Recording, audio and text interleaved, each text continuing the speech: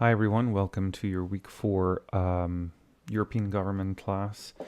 This is kind of an unusual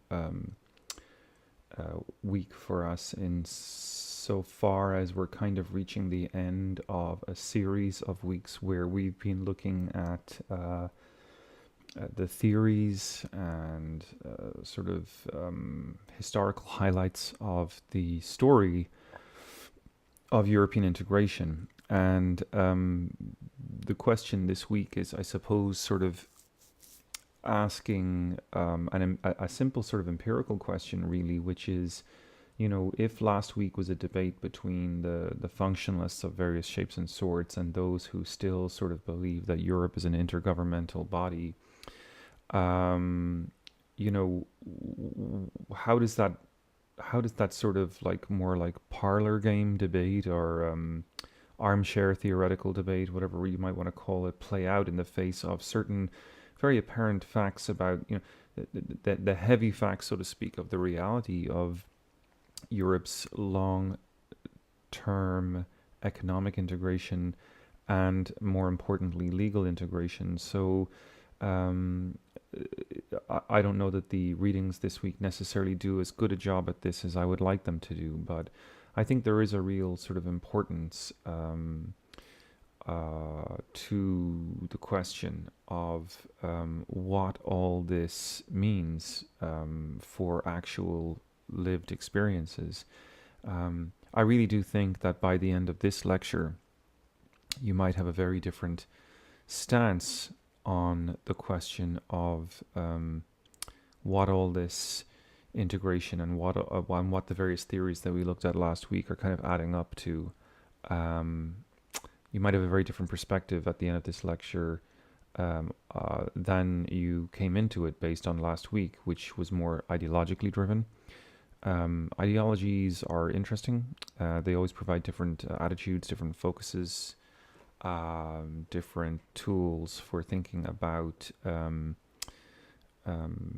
you know, contemporary affairs. This week, I'm going to try to, with the help of the readings, but with also some of my old experiences from studying this earlier in my life, um, I should share with you, as I think I did before. I studied this stuff a lot as an undergraduate. My BA in Ireland, when I was a lot younger than I am now, was focused on you know laws and economics and sociology, all of European integration, history, anthropology. So we kind of covered European integration every which way from Sunday. I should say one of my favorite classes were the law classes, which is odd for me to say because I'm a theorist these days and I love what I do. But the truth of the matter is that it was the law cases in some ways that we covered in those law classes that really kind of gave me insights into the you know the evidence, if for want of a better term, the evidence that was pointing towards the existence of something called Europe. And I'm going to share with you some insights today about that evidence. Um, and I really do think, sort of as a sort of a capstone week for to sort of wrap up everything we've looked at over the last 3 weeks, 4 weeks. You'll find this one, I think, interesting. So you know already that the core of the European Union is to do with the establishment of an internal market and a monetary union. Certainly, nothing else is true about the European Union if those things aren't true. Um, but it's not clear what that means necessarily. It's not clear why that's significant, and it's also, you know, something that we need to understand. Whatever it is, whatever in whatever way it is significant, whatever the thing is that we're trying to put our finger on that the European Union is, it wouldn't be possible without a whole bunch of legal rulings, legal institutions, and there's a lot of history here of disputes that are really are, in my mind, reminiscent of the disputes that are bound up with the founding and establishment of the United States of America. For those of you who've studied the early constitutional law of the United States, you'll know that things like interstate trade and commerce were vitally important in terms of establishing the supremacy in the early Supreme Court. And if you've looked into that in any detail, you know how tricky it was for the Supreme Court to steer those questions without a lot of political interference, the so-called appointment of midnight judges and that kind of thing. Well, we won't have any midnight judges in today's lecture, but certainly we have a lot to think about in terms of the parallels. So, as I was saying, one of the things that fascinated me when I was doing my undergraduate degree was the casework, and the casework comes from an organization, or an institution rather, called the European Court of Justice. It is that body, the European Court of Justice, which has the status, I suppose, if you will, of a Supreme Court of the European Union, and it's its interpretations that really give weight to the various bodies of treaty law in the European Union. Without those interpretations, just as in the early founding days of the United States Supreme Court, the law would not really have effect. So we've spoken before about the Treaty of Rome, and we've spoken before of the idea of there being three different pillars to the European community. The one pillar, of course, is the European community itself. And then there's another pillar that was the common foreign security policy. And then there was a third pillar, which was supposed to be to do with home affairs, which was going to be intergovernmental in nature and more to do with policing, that kind of thing. And that was the way the European Union was for a long time. It was known at the time as the European Community, the EC. The Lisbon Treaty has come along since then and changed many of those things. It's gotten rid of the pillar structure. It changed the name of the European Community from European Community to the European Union. And one of the major changes is that something that was only sort of like tenuously identified up to that point in time, which was the international legal personality of the European Union, really became consolidated at that time. So the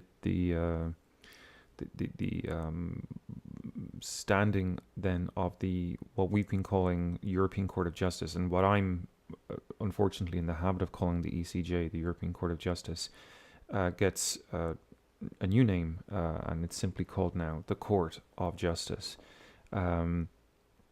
So you're going to hear me call it the ECJ throughout this lecture, and that's fair enough, because actually most of the stuff we're looking at today is quite historical and would predate Lisbon. So I'm not going to be so much interested in what Lisbon has done legally, because I don't really sort of get into that this week as a foundation, but it is important to know that it is there and that it has had major impact for the way the European community is known externally. So I cannot understate the importance of this tradition of interpretation of the European courts. It's important to understand that without the courts, there is no, the treaties don't really have standing. Secondly, I would say that there is no basis for compelling the national jurisdictions and governments to obey the supremacy of the European law. There's going to be no basis for providing remedies to offended parties who have suffered violations of the law. So this is really something you've got to keep in mind, and I suppose this is my key point this week. You've got to keep this in mind as you reflect on the material we looked at last week. We were looking at those different theories of what it means to speak of the sovereignty of the European Union, and you have to make your own mind up here, I think. Do you think the EU is a supranational body? Do its competencies and powers give it that level of clout?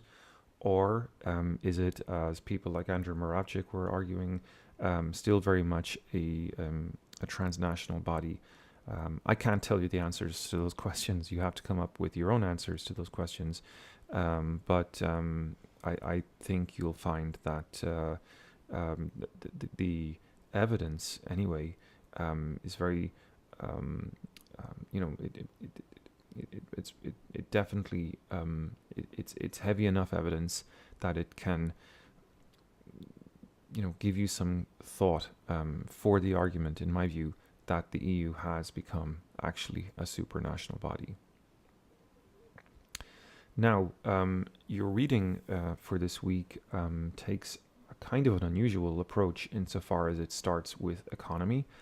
And I'm referring here, of course, to the Roy Ginsburg chapter, which you will be reading for this week. It's a pretty accessible chapter, but it contains some terminology which I will try to go through with you in this lecture to help make that easier for you. I think it's an unusual approach to approach this through the lens of economics, but I understand the point. I'm not going to weigh too heavily on the economics thing because I think, as you already know, the syllabus, as I've designed it, is pretty heavily focused on the economics of the European Union. And of course, that's by design, right? I mean, the European Union, as we've just argued, is a fairly economic phenomena, and the legal questions that it addresses, to the extent that there is a law of the European Union, a lot of it is built on the need to come to legalistic conclusions about the power of the European Union in and around the free movement of goods, services, the creation of a single market, the creation of a single currency, etc.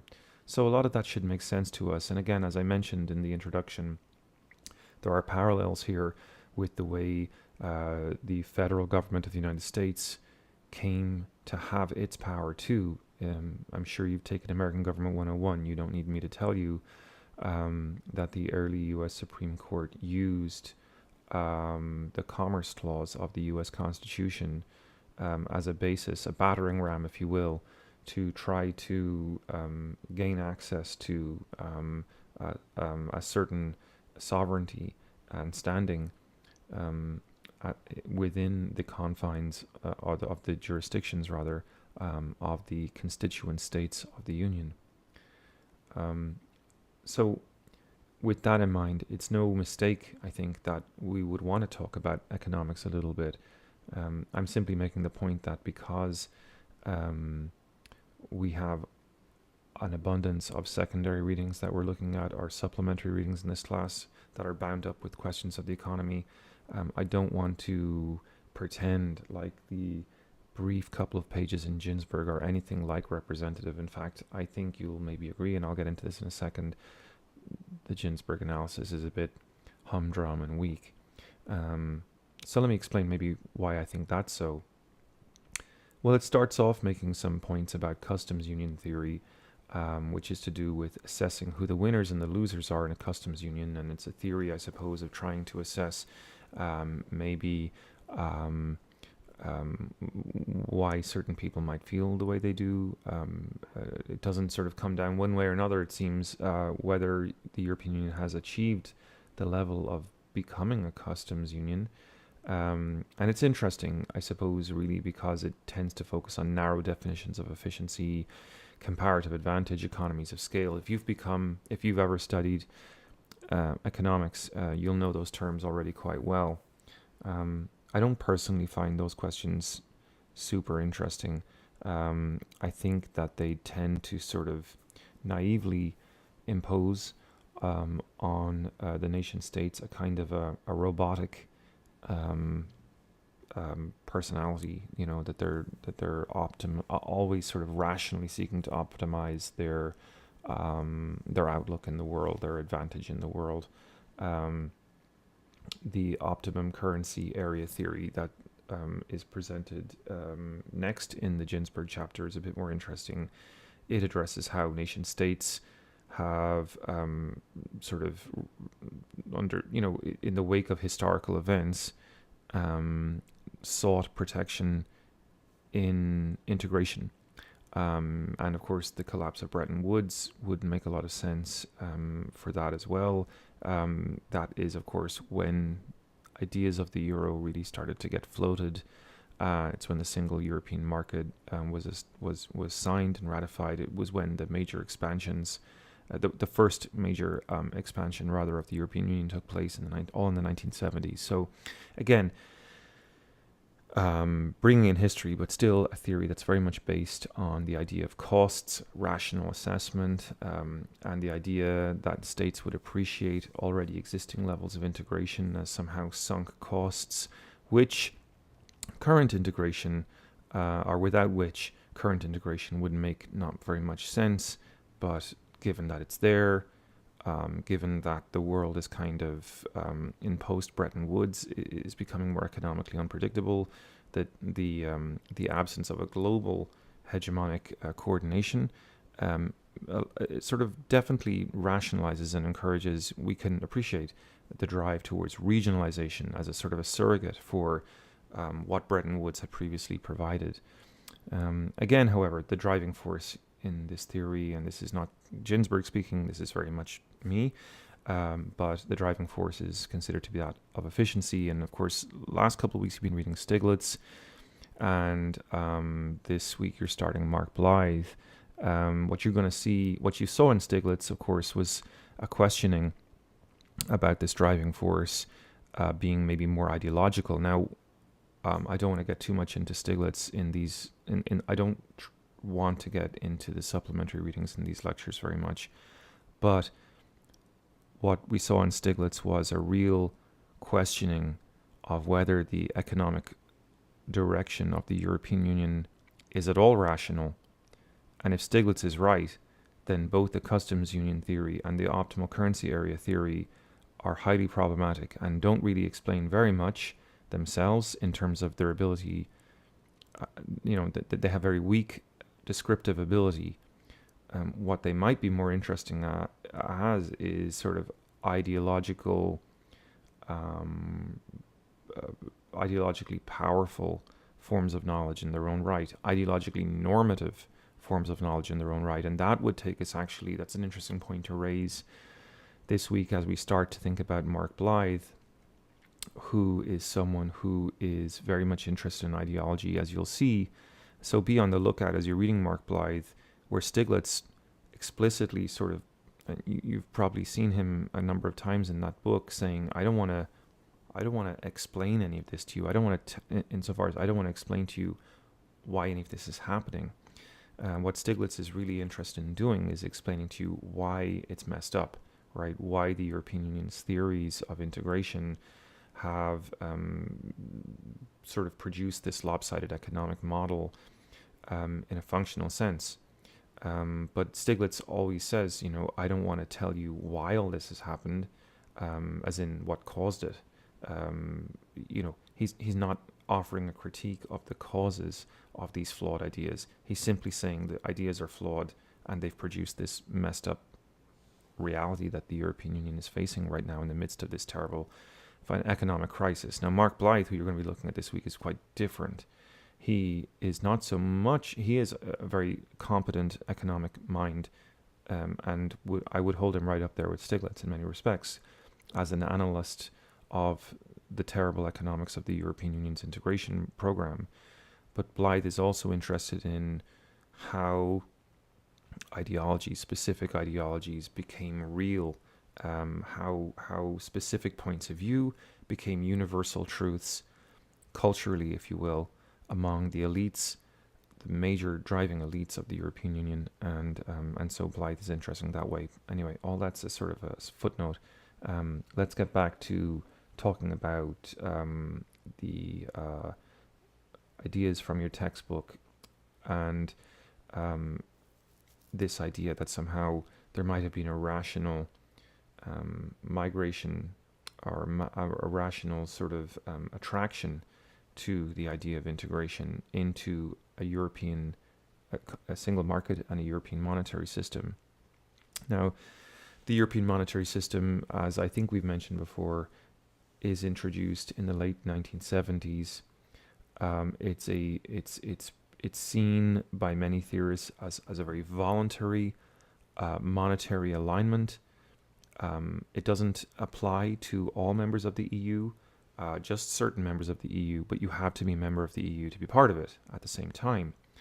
Now, crucially, one detail that the book leaves out is that the EMS ended in disaster, right? There was a disastrous attack of currency speculators, people like George Soros in the early 90s, because it had already been sort of floated that these countries were going to be integrating into one currency, and so they would have to align their currency values within a narrow band in order to be able to create that euro. Now, Britain and Italy were targeted by speculators, and they got put under serious pressure, and in fact they had to withdraw from the system. They were given such wide margins for their currencies to move that it was practically considered a defeat. And of course, this leads to the famous so-called Black Wednesday of the 16th of September 1992. And I like that story. I like that example because I think it gets us to think about the sort of very dynamic day-to-day problems that the European Union elites had to face as they were trying to guide this project. And so the customs union theory, the optimal currency area theory, don't really do very good jobs at speaking about that or giving us a language to speak about that. Whereas the third perspective, the political economy perspective, is a little bit different to those perspectives. It's not at all idealistic about the motivations of the nation states and their desire to form a union.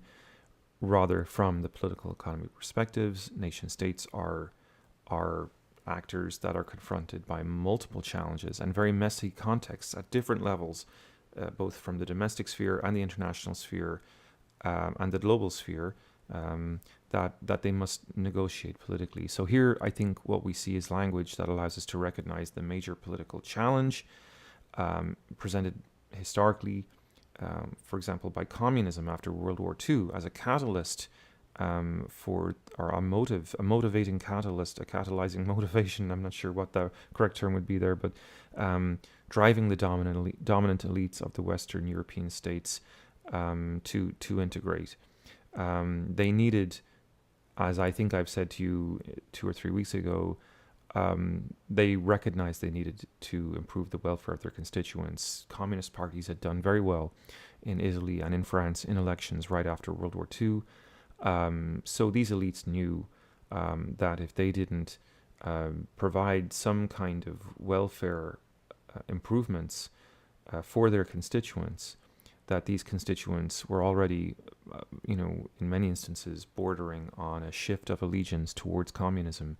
And in that sense, then, I think we see a strong explanation for why European institutional interests were going to overlap with national interests in this time period. And so, of course, all this leads to,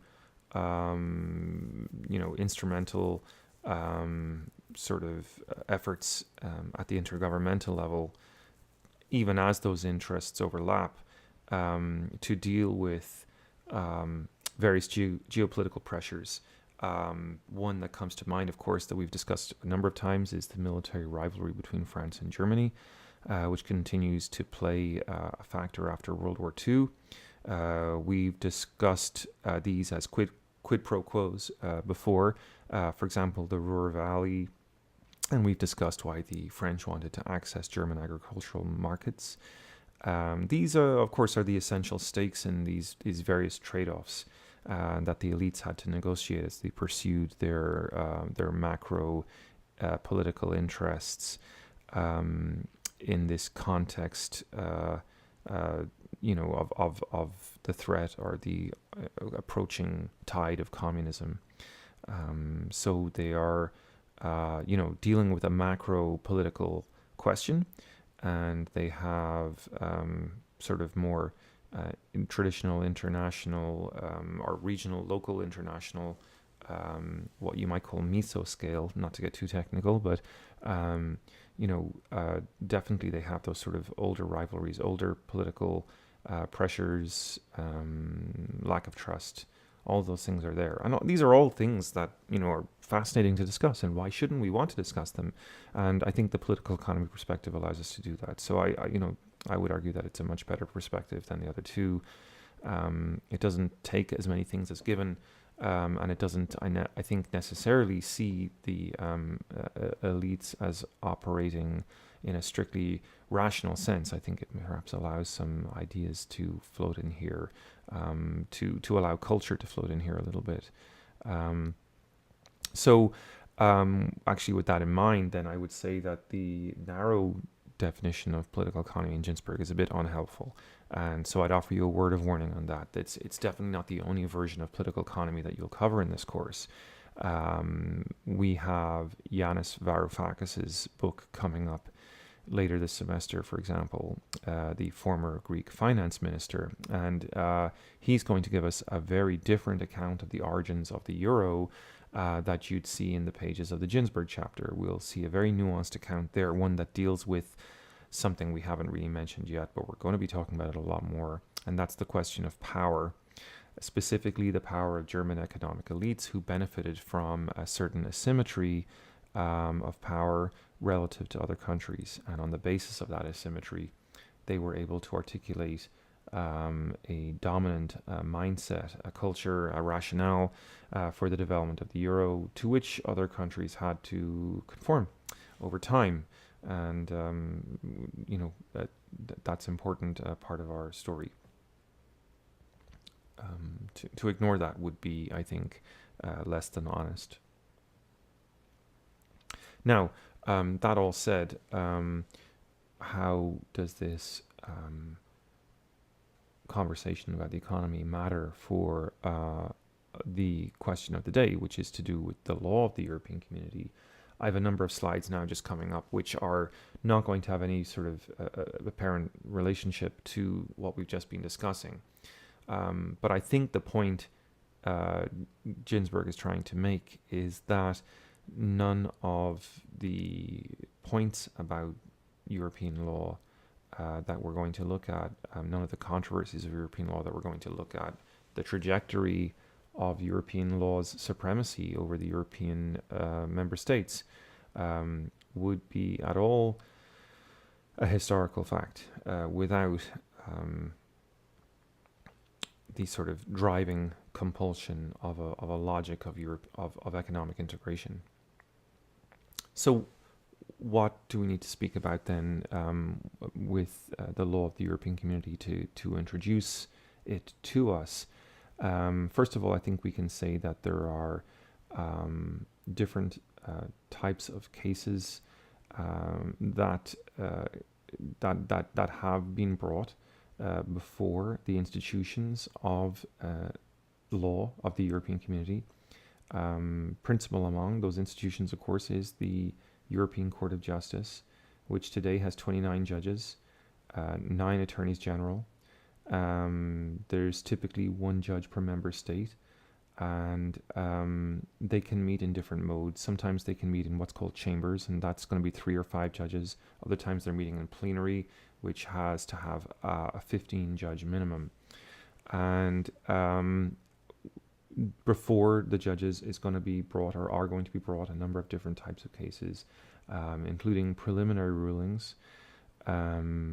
Most of the landmark decisions that the European Court of Justice is going to make are preliminary rulings. That's interesting to know because, I mean, it's the case that these judges, I suppose, are preferring not to have people standing before them. The system seems to sort of be engineered so that most of this gets battered out on paper before it gets battered out in a courtroom. But there are actions that can be brought directly to the court. The isoglucose case of 1980, for example, Parliament versus Council of 1985. Those cases aren't mentioned in your textbook, but I think they're worth mentioning. And then you have also this question of appeals against the judgment of the court of first instance, which is something that's been set up only in the last couple of decades. It is a court that is designed to take some of the workload off the European Court of Justice, and it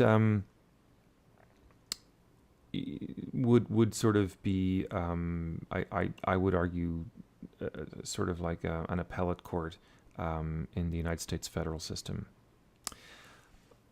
Okay, so I'm going to move through some of these slides a little bit quickly.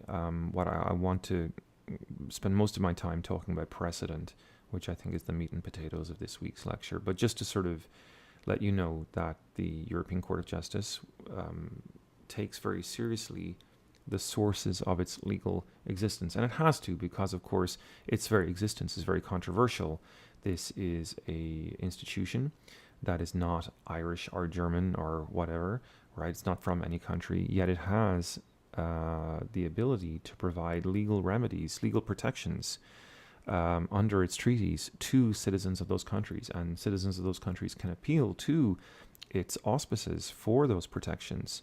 So it's important that the European Court of Justice is aware of its sources and the mandate that those sources give it to rule and to adjudicate, especially when it's deciding against the law of one of its constituent member states.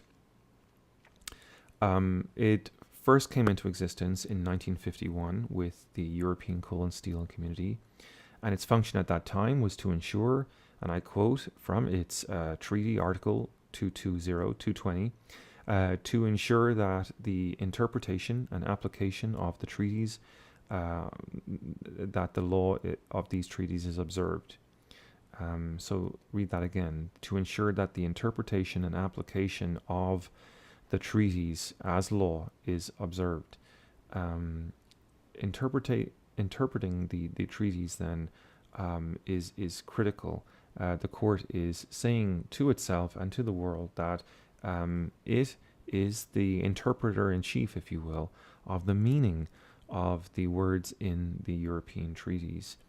And its sources are therefore both primary, to do with the treaties that we've just mentioned. The Treaty of the European Union, for example, at Maastricht is part of its jurisdiction. So those would be the primary sources, the treaties. And then there's also what we would consider the secondary sources, which is legislation. That would include specific laws written by the Commission, passed by the Parliament, specific bills, that kind of thing.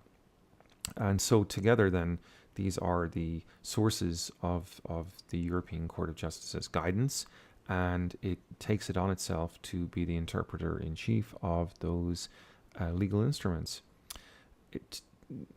It's history of decisions, if you will, because precedence is an important part of how this court works. Its rulings sort of therefore its interpretations therefore constitute a kind of de facto constitution for Europe. And I think this is such an important point. The European Union doesn't have a constitution, and so it's hard to make a direct comparison with the US Supreme Court here in that sense.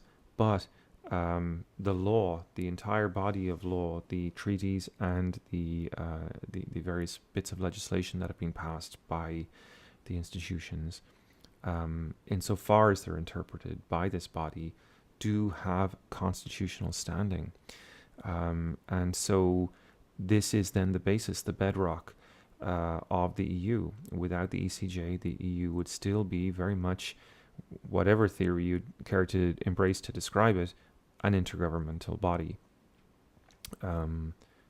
It is here then that if there's any space for an argument about the European Union having become something more than an intergovernmental body, about having become a supranational body, we're going to find it in this area. That is the area of European law. So let's look together now over a couple of slides here at the question of precedent. Now we break precedent down into two areas. One is the question of direct effect, broadly. That's the question of how citizens in the EU come to have standing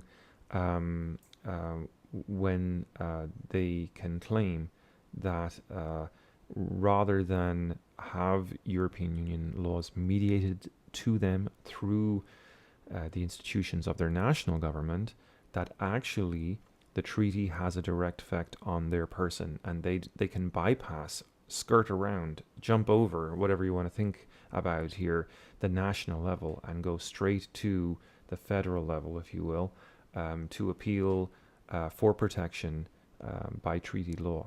So that's one area, right? That's the precedent to do with the direct action of the courts. Another one is the question of competence, and we'll get to that in the next slide, which is to do not so much with the origins of the treaty's power as interpreted by the courts, but rather the way the courts have been used to, very much like the US commerce laws that I was mentioning, to expand the competencies of the federal government based on interpretations. So these would not be legislated expansions of competence. They would be expansions of competence that have come through jurisprudence. And that's so important for us to understand. Again, I would see very strong parallels there with the origins of the federal supremacy of the US Supreme Court. So let's talk about direct effect then.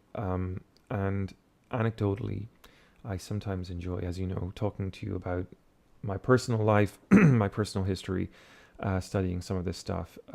I just have to tell you, it's been a couple of years since I've looked at some of these cases, and looking at them tonight, I was reminded of being 18, 19, 20 years old, learning about some of these cases for the very first time.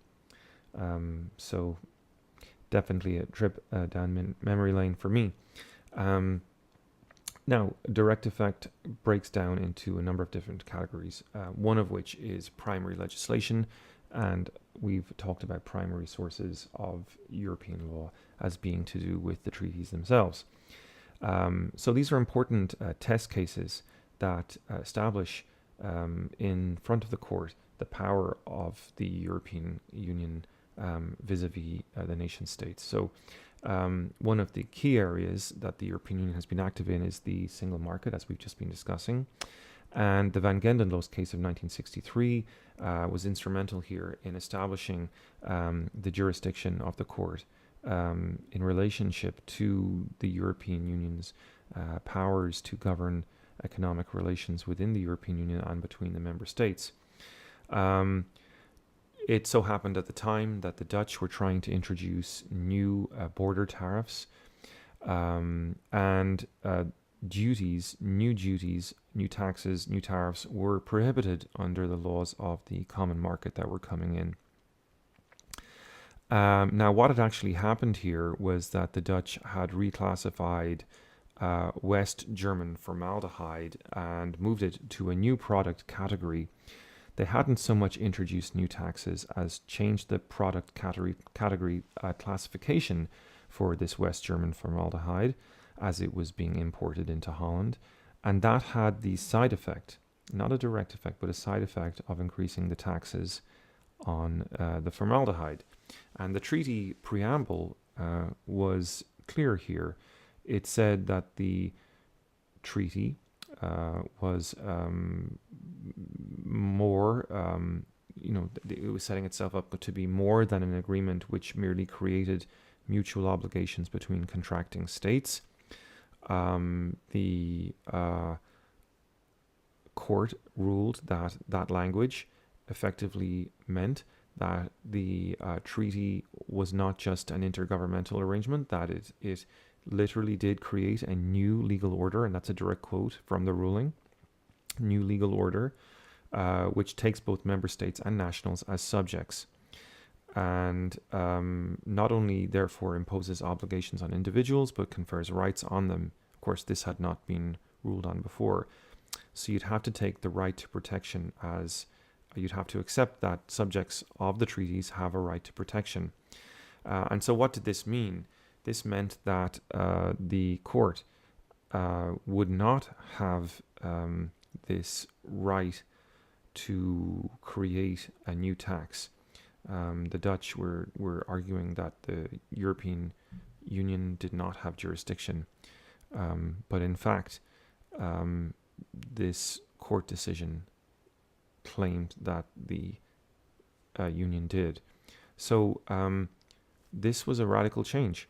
Prior to this point in time, the citizens of the European Union would have had the option to complain to an institution, specifically to the European Commission, who'd maybe consider your grievance and take it further, perhaps, but maybe not.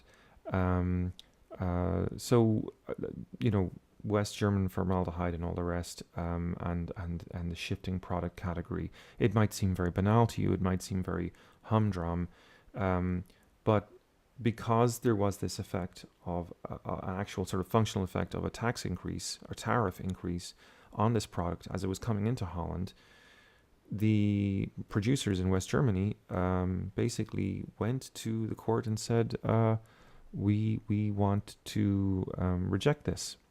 This is maybe a very ordinary, mundane, boring sounding thing, but it had never been tested in the court before, whether the treaty would have this direct effect, whether the court would have standing in this way. It's a very early test case, 1963, and it established the court as a body to which you could take your grievances in relationship to primary legislation.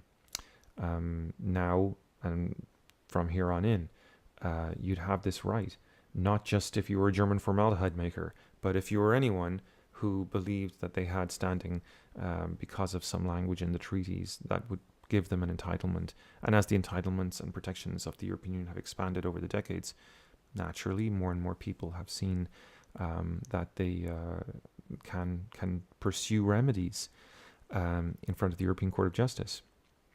Now, that's primary legislation, but we should talk about secondary legislation. We have directives, we have regulations that are passed by the institutions, which are quite different to the grand sort of constitutional documents like the treaties. And one very interesting case here that's not mentioned in your textbook, but one which I recalled from my youthful days studying this stuff, is the Van Duyn case of 1973, Van Duyn. Now, this refers to a Dutch national who was refused permission to enter the UK to take the job of a secretary. Now, she was a Scientologist, and the Scientology church is controversial. You may all know of Jodie Foster and Tom Cruise and John Travolta as being sort of famous Scientologists. But the UK government at this time had seen that Scientology was kind of a cult and that it was dangerous for mental health. And so basically, on the basis of an idea of public health, they were trying to exclude this person as a Scientologist from entering the UK. Now, it so happens that at the time, the institutions of the European Union had passed a Free Movement of Workers Directive, and that directive set out that a public policy provision, if you were going to exclude someone, had to be based, and I quote, exclusively on the personal conduct of the individual concerned. Now, Van Duyn invoked here Article 39 of the European Treaty because that allows for freedom of movement. And she said that the directive should apply to bind the UK, and that because she was not being refused access because of anything she'd done personally, i.e. personal conduct, and that was the language referred to in the directive that I've just read from, that basically the UK had no standing. So the court chimed in on this and had a look at it. Was the UK going after this woman on the basis of her personal conduct? It was not. It was going after her on the basis of the fact that it believed that Scientology was a danger to public health. the directive was basically saying that that was an illegal move for the UK to make. It could, if it wanted to, find personal conduct reasons for excluding her, but that's not the reason the UK was using. Rather, it was using this public health argument. So, therefore, the directive was effective, according to the European Court of Justice, and therefore she could be denied entry by the UK, but only if it was for reasons related to her personal conduct. So that's an interesting case. It's one of those very early cases that establishes that various directives, regulations have standing and can trump national law, the jurisdiction of national law. Now, we should also mention failure to fulfill here.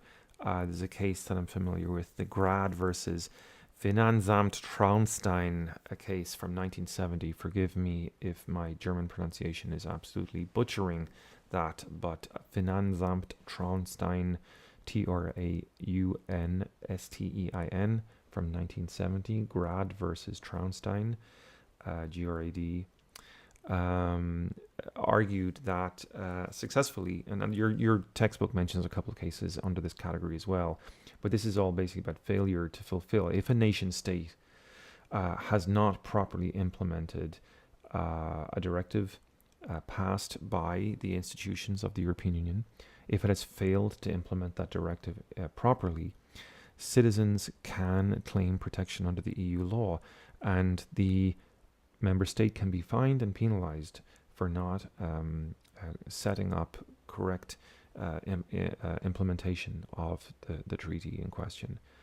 So that gives us an argument that failure is no excuse, and it still doesn't protect the nation state. It doesn't change the fact that direct effect gives citizens protection. Finally, we should address not just direct effect. Direct effect, of course, is the protection of citizens. There's a different question we have to ask, though, which is what happens when there's a conflict with national law, when the national law and the European law come into conflict. Well, this is established in 1964 with the Costa versus ENEL case. That actually is discussed in quite a bit of depth in your Ginsburg chapter. And in this case, a guy, an Italian man, was protesting his electricity bill from a recently nationalized Italian electric company. And of course, nationalization, if you don't know, is when the state buys out or appropriates an industry or business. Now, the court actually here did not want to decide the particular case. It wanted to leave that to the Italians. But what it did rule was something the Italians did not want, which was that the man would have standing to ask his questions to the European Court. Now, you might say big deal, again, but think of the language. The ruling actually says the member states have definitively transferred sovereign rights to a community created by them, and that no member state may call into question the status of community law. So, where the Italians had not wanted this court, these questions to be presented before the European Court of Justice, the Italian gentleman in question was successful. I do not know whether he ultimately won or lost his case, by the way. I should check that out. But the clear precedent was established, and this case remains precedent to the present day. Now, this is our last slide for today, just briefly dealing with the question of precedent by competence. I'm just going to go through, I think, briefly the cases, but I'll focus mostly on the first one because it's a famous case, and I can remember myself actually once trying to get a bottle of this stuff to try to see what the fuss was about. Anyway, it was quite nice, actually. It's a famous French liqueur. What you do, folks, is you pour a glass of champagne for yourself, and you put thimbleful of Cassis de Dijon. It's a liqueur into your champagne, gives it a lovely cherry. Cassis, by the way, is cherry. Gives it a lovely cherry flavor. Strongly recommended to you if you're into that kind of thing. Goes really well with certain cheeses. Anyway, Cassis de Dijon case, 1979, very, very important because it's, as your Ginsburg chapter is arguing, it's the case that really sort of establishes the expansive potential of European Union legislation to adjudicate in different areas of trade. So think about the following facts. If you have cheese or what's classified or considered cheese in one country or wine in one country not being allowed to be classified as cheese or wine in another, you'd have difficulty ever managing to complete your single market, wouldn't you? So here in this instance, we're talking about a French product that comes sort of face to face with a German law in the German jurisdiction. That's a bit of a mouthful. And German law basically said that for something to be classified as a spirit, to be subject to the trade rules for selling a spirit in Germany, that it could not be less than 25% alcohol volume. As it happens, Cassis de Dijon was 20%. And the Germans basically tried to make an appeal on the grounds of health. Now, most people would kind of like laugh at this. I suppose it makes sense from a certain perspective. The Germans were saying, like, if it's, going to be a beer, it has to be this. If it's going to be wine, it has to be that. If it's going to be spirit, it has to be this thing. And they basically saying, well, you're not falling into any of our classifications, so you can't sell this here.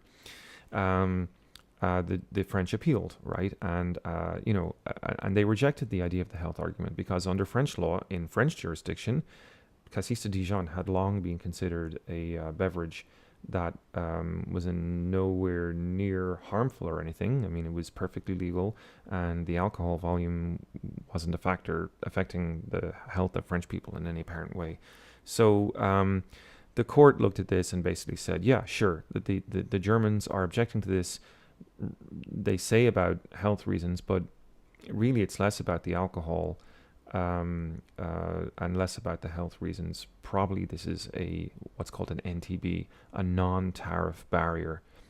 Now, we've talked about tariffs a moment ago with the case in Holland. That barrier would have literally been a tariff or tax barrier in a very sort of literal monetary sense. But a non-tariff barrier can be when, as we're talking about, countries refuse to mutually recognize their standards of production. The German standards for purity of alcohol are, of course, very, very, very high. There's another case discussed in your textbook that's to do with the purity of German beer. Everyone loves German beer. It really is probably the best in the world. I would be the last to deny that. But German beer today is still great, and it's very, very pure. The only difference now is if you're in Germany, you can buy the non-pure French stuff as well. And that's what the European Union is supposed to be all about, right? That everyone's goods and services are for sale everywhere if the people who make them want them to be.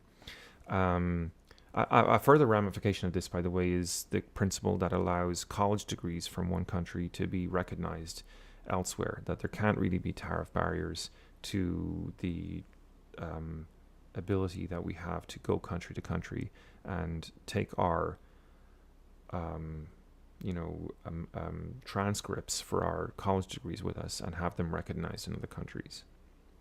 There's a couple of other cases here, guys, that are to do with precedence by competence, but I'm running out of time for this lecture. I think we only really have an hour for these things before YouTube shuts me down, and then I have to go to a whole other section. I'll let you read the Constable of West Yorkshire police case and the ERT case on your own. They're very, very quick. Probably wouldn't take more than 5-10 minutes each. Maybe 5-10 minutes for both of them, in fact. But that's basically all I have to cover this week. Good luck with getting your Mark Blythe readings up and going. I'll be posting you guys in the weekly checklist some detailed sort of questions about what Mark Blythe is arguing, and I'll sort of speak to you about Mark Blythe in the checklist as I normally do for the supplemental readings. But this certainly concludes everything I wanted to cover with you this week about these sources of European law. And it's been a real treat, actually, to talk to you about some of this stuff. Again, as I mentioned, this was kind of like my favorite subject matter when I was in college. And I remember a lot of these cases and studying these cases quite well. So thank you, and we will see you soon. Bye-bye.